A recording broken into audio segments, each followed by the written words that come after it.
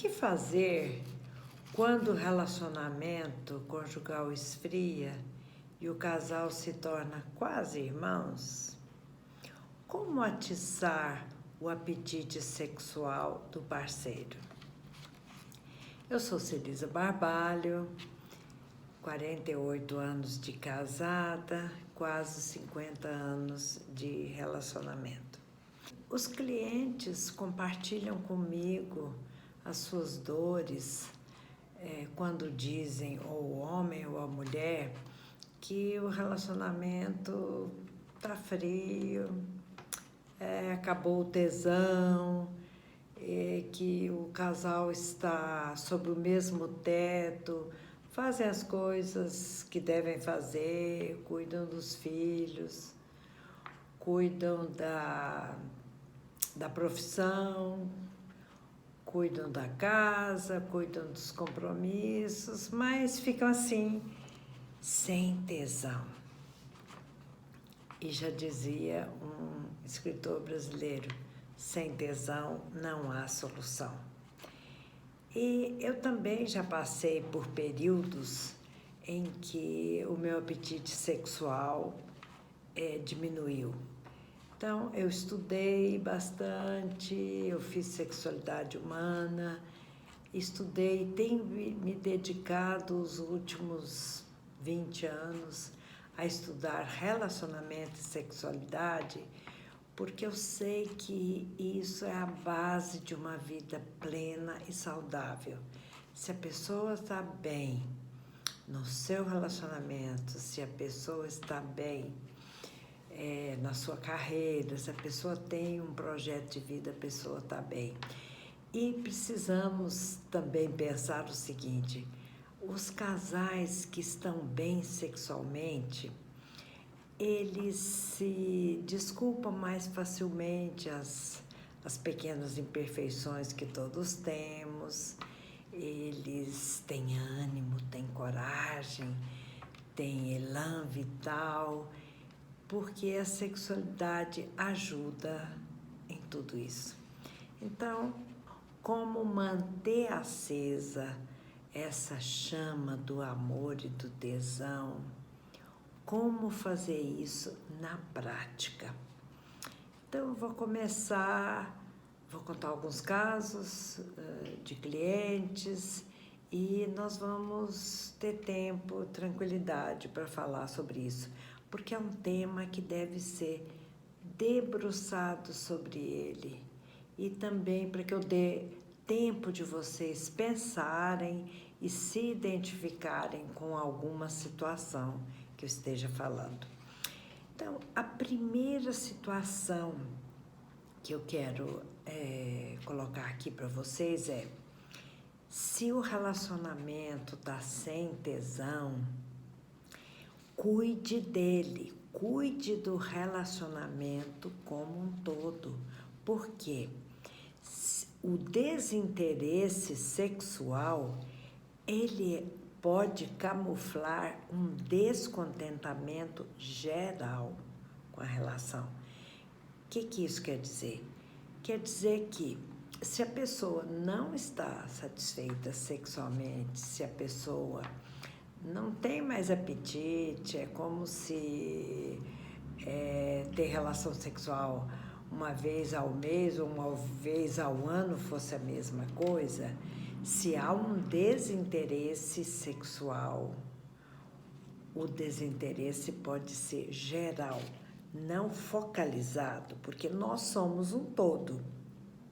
Se nós estamos sem energia numa parte da nossa vida, essa falta de energia também deve estar circulando, ou não deve estar circulando, essa energia não deve estar circulando em todas as outras áreas. Eu vou ler para vocês o caso de um casal que eu cito num livro para que a gente possa trabalhar em cima desse casal. Então, Sandro e Meg constituem um exemplo de desentendimento sexual.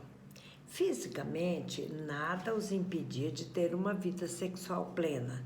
Isso quer dizer que eles eram saudáveis, não tinham excesso de peso, tudo estava funcionando perfeitamente do ponto de vista físico. O motivo do seu desentendimento no sexo tinha raízes no relacionamento amoroso. Eles estavam na faixa de 50 anos e casados há mais ou menos 15 anos. Ela tinha uma firma de eventos que a obrigava a viajar com certa frequência. E ela contava que sempre que voltava, ela vinha muito desejosa por sexo e ele a evitava. Ele, por sua vez, ele era diretor de uma incorporadora de sucesso. E no momento em que eles me procuravam, ela não fazia a mínima ideia do que estava acontecendo com ele, por que ele não estava mais interessado sexualmente nela. Já que anteriormente eles tinham uma vida sexual prazerosa. Exceto no período de TPM, quando ela ficava muito irritada, ela acreditava que o problema fosse só dele. E Meg, ela realmente mostrava que amava ao Sandro, mas ela não admitia, não conseguia passar pela cabeça dela que o desinteresse sexual do marido tivesse alguma coisa com ela. Ela achava que fosse só problema dele. É outra situação. As pessoas pensam, problema sexual, falta de desejo é problema de quem não está. Às vezes não. Às vezes o problema é provocado pelo parceiro ou pela parceira. Então, Sandro, por sua vez, ele não se incomodava com a sua própria falta de desejo, mas se incomodava com o desconforto que isso gerava nela. Não me importa que eu não tenha, não me importa que eu não tenha desejo, me importo com o mal que isso faz para ela. Então, veja, um casal que chega na terapia, o homem está sem desejo, a mulher acha que o problema é só dele. Uma questão que eu costumo abordar na terapia é a questão hormonal. Então, foi pedido a ele e a ela que fizessem consulta ao ginecologista para a mulher e ao urologista para o homem, para ver se havia algum problema com os hormônios. Mas não, no caso deles, não havia nada hormonal, nada físico. Então, no decorrer da terapia, o que apareceu foi que a Meg era uma mulher muito autoritária e ela queria que o marido seguisse à risca todas as determinações dela. Então, tudo tinha que ser exatamente como ela queria. E quero apontar aqui que esse é um problema que tem acontecido uma certa frequência no consultório. Nós mulheres gostamos muito da DR, né? E o que é isso? Discutir a relação.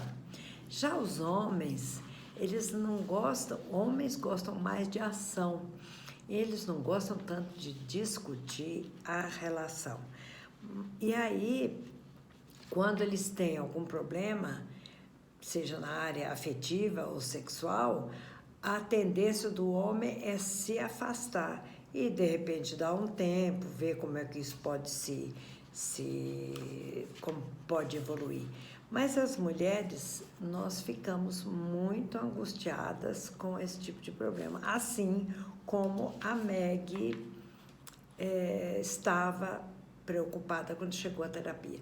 Só que a Meg não tinha a mínima noção do que acontecia, do que era o problema dela, que influenciava na falta de desejo do marido. Durante a terapia, ficou, então, muito evidenciado o modo autoritário dela tratá-lo, e isso ele não admitia. Então, como ele fazia? Ele se afastava sexualmente. Então, pegando este caso, A questão é, precisamos ter mais gentileza com o parceiro, surpreender o parceiro com mensagens, com convites, com delicadeza mesmo, com gentileza. Porque essa questão de dizer que os homens são muito machões e que não gostam de gentilezas, não tenho percebido isso. Os homens gostam de gentileza, eles gostam que nós, mulheres, os tratemos com cuidado, com amor. E um deles me disse até o seguinte: é bom perceber que nós somos amados, não importa a nossa idade, a nossa situação. Então, o segundo item é: compartilhe seus sentimentos. Mostre para o seu parceiro que você o ama, que você sente falta. É diferente de ser autoritária. Por exemplo, se você quer dizer que sente falta do carinho dele, o modo como você diz, o como você diz é que vai convencer ou não. Por exemplo, se você diz de modo autoritário para ele: você nunca mais me trouxe flores, nunca mais isso, nunca mais aquilo, você não me ajuda com a criança, você não leva o menino para a escola. Esse é um modo autoritário de falar de seus sentimentos. Se você falar de seus sentimentos com sentimento, quer dizer, eu fico querendo que você me ajude no trabalho com a criança. Eu gostaria muito de que pudéssemos ter uma noite mais tranquila, só nós. Que tal deixarmos as crianças com a avó ou com a babysitter? Vamos criar oportunidade da gente namorar mais, sabe? Tô com vontade de namorar. Quer dizer, a mensagem é uma só, é querer proximidade, mas é o modo de você transmitir o seu desejo é que pode afetar mais ou menos. O modo autoritário, que às vezes nós mulheres, isso às vezes me ocorre, eu fico alerta para não repetir, para não ficar nessa vibe. O modo como nós falamos com os nossos parceiros influencia muito. Se nós temos uma voz carinhosa, um jeito carinhoso de chegar, a tendência é que eles possam aderir àquilo que a gente queira, seja ajudar com a criança, ou ir para um cineminha, ou ver um filme a sós, fazer um programinha de fim de semana, é isso aí. Então, sobre a questão de dialogar, dialogue com franqueza, sejamos francas. Eu percebo, às vezes na minha vida e às vezes na vida de muitas clientes, que aquela mulher que tem a tendência a ficar guardando coisas, então ela guarda, alguns parceiros até falam: nossa, ela tem um baú imenso.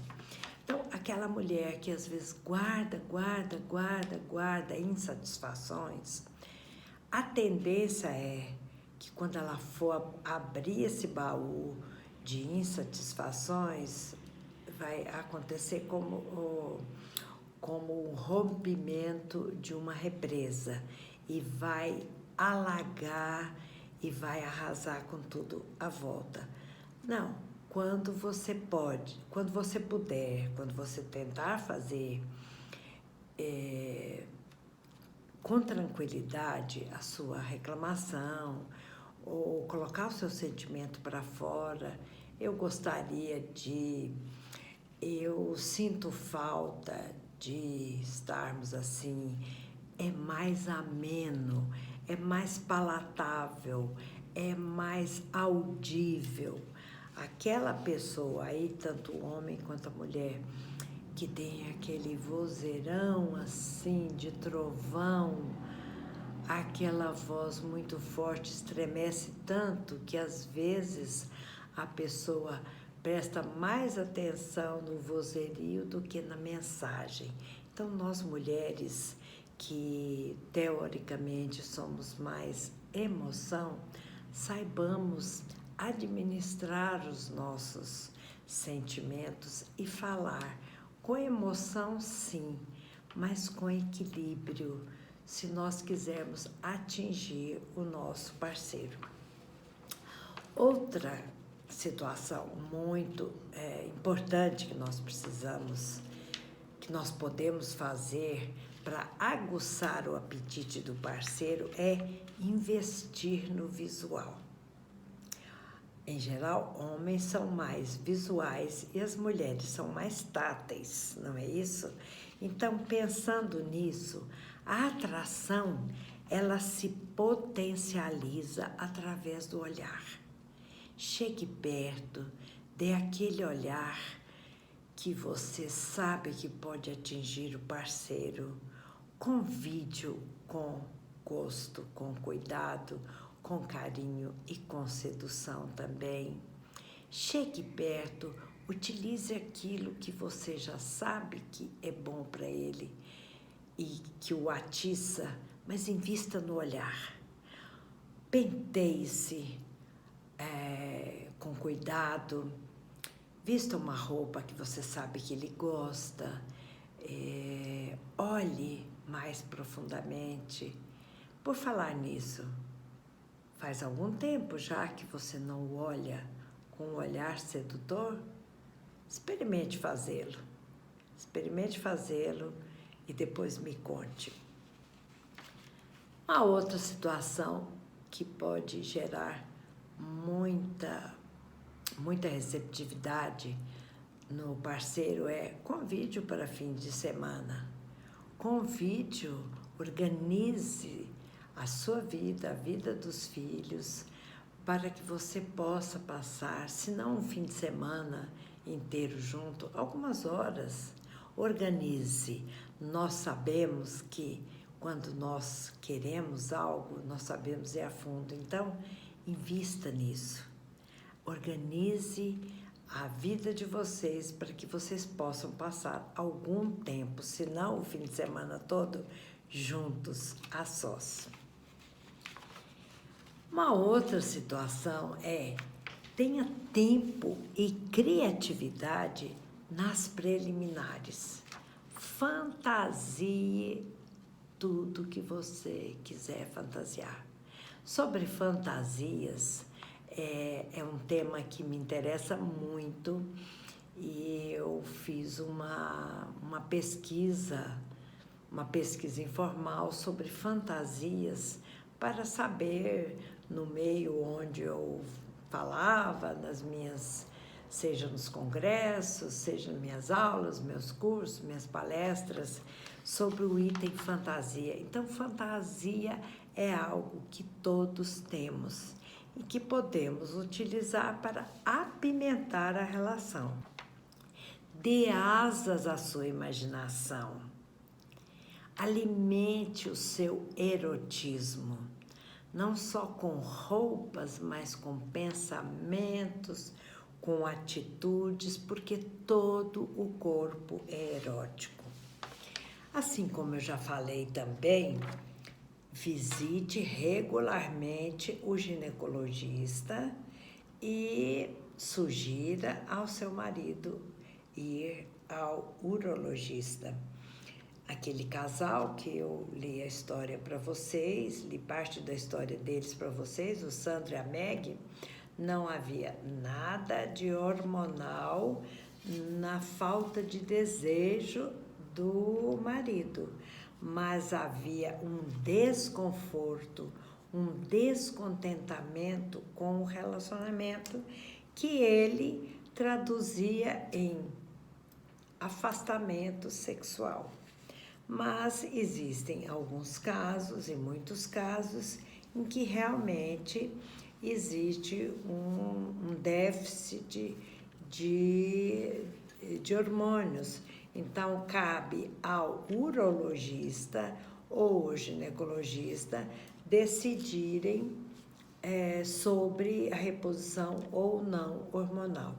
Muitas vezes a questão se resolve quando o casal atenta para esses detalhes do relacionamento, do chamego, do tempo para namorar, do cuidado um com o outro, porque muitas vezes os casais estão insatisfeitos com a cama, com como um e o outro agem na cama, mas a questão é fora da cama. Quer dizer, na cama, o casal fica muito tempo discutindo sobre questões, às vezes corriqueiras, quando o problema é fundamentalmente sexual. Então, atentem para a necessidade também de visitar periodicamente o urologista e o ginecologista,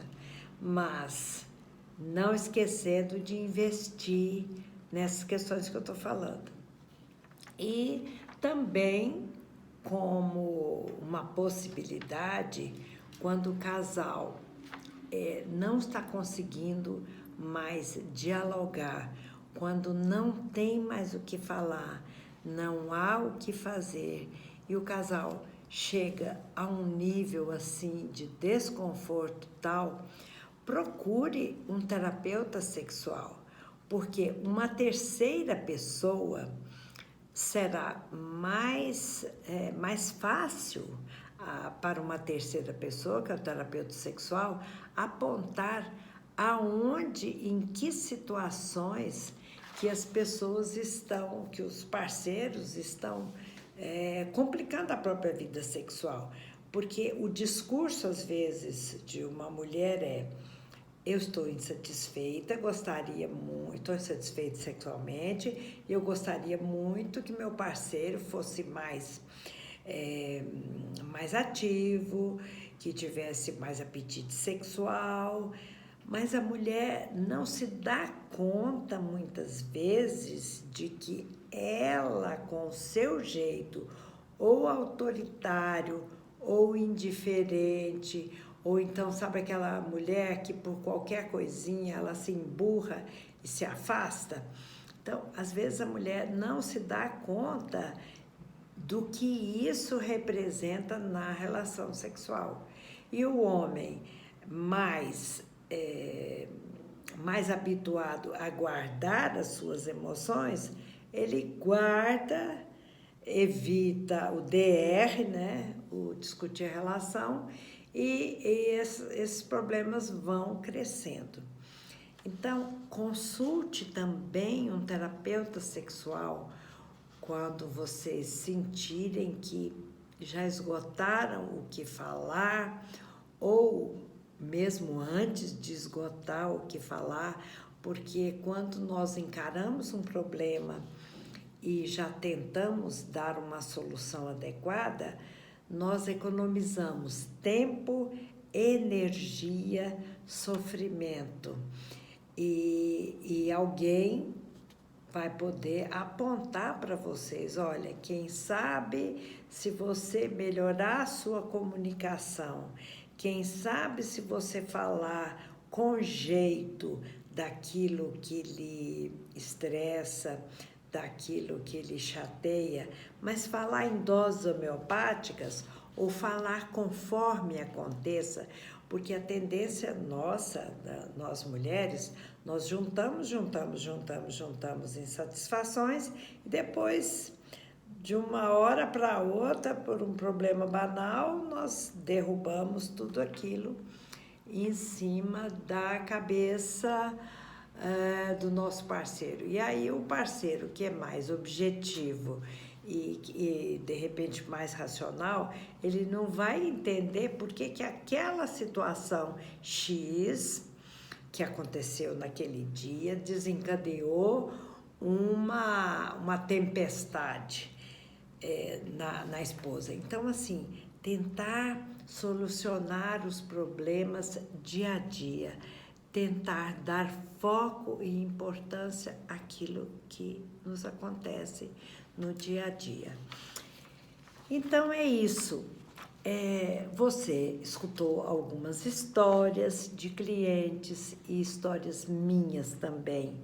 Você ouviu o que funcionou para alguns clientes e você tente, então, perceber aquilo que pode ser bom para você e não titubeie em tentar acender a chama da tesão do seu parceiro, porque sem tesão não há solução.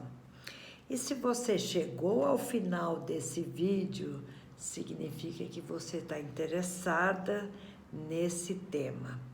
Então, curta, compartilhe, me deixe algumas perguntas que você queira fazer comigo, para mim, e nos vemos em seguida num próximo vídeo. Fique atento para o seu relacionamento. Até mais!